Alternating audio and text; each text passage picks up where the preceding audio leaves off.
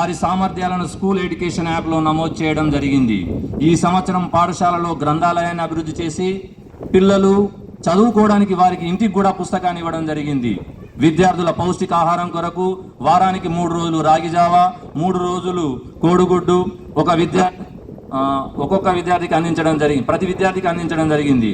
అదేవిధంగా text books, uniform అందరి విద్యార్థులకు అందించడం జరిగింది. అదేవిధంగా విద్యార్థులందరికీ కూడా ఫ్రీగా వర్క్ బుక్స్ సాధన కోసం సాధన కృత్యాలు పుస్తకాన్ని అందించడం జరిగింది. మరియు వారి చేత కృత్యాలు తరగతి గదిలో ఉపాధ్యాయ పరీక్షణలో చేయించడం జరిగింది. గత వేసవిలో ఉపాధ్యాయులందరికీ కూడా 5 రోజుల శిక్షణా కార్యక్రమం ద్వారా మాకు మెరుగైన బోధన గురించి మెలకువలు నేర్పించారు.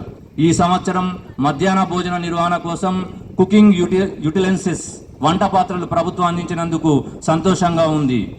ప్రతి 3వ శనివారం మా పాఠశాలలో ఎంపీపీఎస్ కొత్తూరులో no bag day, Balanandam, field trip, science experiment కార్యక్రమాలు నిర్వహించడం జరుగుతుంది. ఇట్టి కార్యక్రమానికి అనుకోకుండా ఎంపీడీఓ గారు ఒకరోజు సందర్శించి చూసి పిల్లలను అభినందించడం జరిగింది. మా పాఠశాల ఈ సంవత్సరంలో డిస్ట్రిక్ట్ మానిటరింగ్ టీం సందర్శించి తరగతి బోధనా తీరు, పిల్లల అభ్యసన సామర్థ్యాలు, పిల్లల వర్క్ బుక్స్ను చూసి సంతోషం వ్యక్తం చేయడం జరిగింది.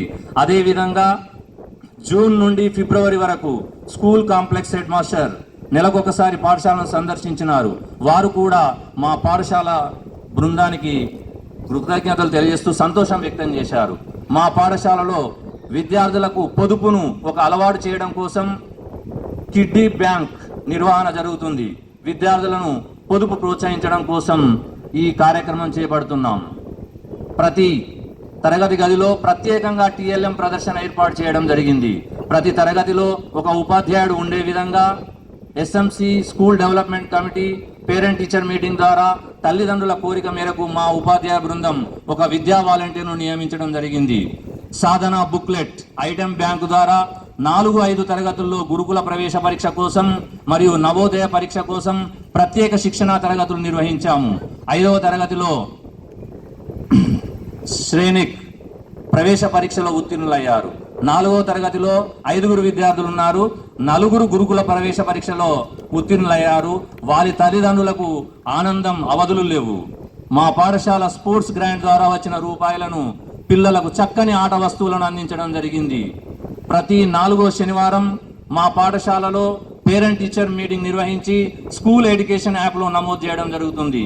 ప్రతి విద్యార్థి యొక్క పరీక్షా ఫలితాలను అనగా FA1, FA2, FA3, FA4 మరియు SA1, SA2 ఫలితాలు ఆన్లైన్లో నమోదు చేసి ప్రగతి పత్రాలను విద్యార్థులకు లాస్ట్ వర్కింగ్ డే రోజున అందించడం జరుగుతుంది. మా పాఠశాలలో సాంస్కృతిక కార్యక్రమాలు, జాతీయ పండుగలు, ముఖ్యమైన పండుగలు, విశిష్ట రోజులను November 14 children's day, science day, Ugadi పండుగలు జరుపుకోవడం జరిగింది. చివరగా స్టూడెంట్ హెల్త్ ప్రొఫైల్ కిషోర్ రక్ష ఇందుకోసం primary community health centre Khanapur వారి బృందం, RBS హెల్త్ సెంటర్ బృందం మా పాఠశాలను సందర్శించి చైల్డ్ హెల్త్ ప్రొఫైల్ను కూడా రూపొందించి వాటిని ఆన్లైన్లో నమోదు చేయడం జరిగింది.